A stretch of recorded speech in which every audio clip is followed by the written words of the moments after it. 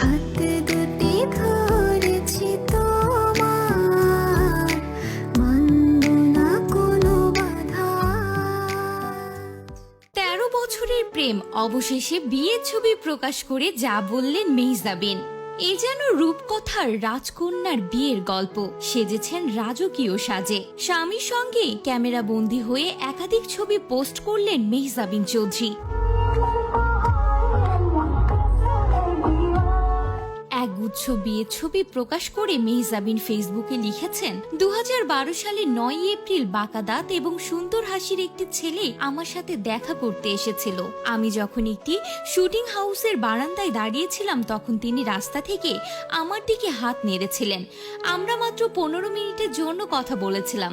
সে চলে যাওয়ার সাথে সাথে আমি অনুভব করেছি যে আমার হৃদয়ে একটি টুকরো তার সাথে চলে গেছে।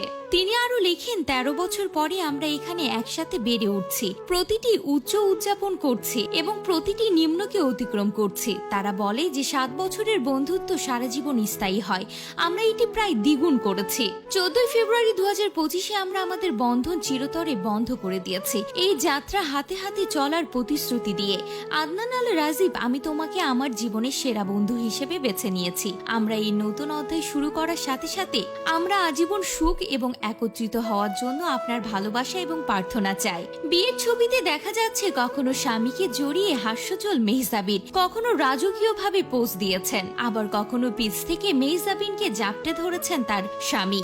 রাজকীয় সাজে সেজেছিলেন এদিন মেহজাবিন, রীতিমতো সকলের নজর কাড়লেন। তো ভিউয়ার্স, আমাদের পক্ষ থেকে মেহজাবিন ও তার স্বামী আল রাজীবকে অনেক অনেক শুভেচ্ছা।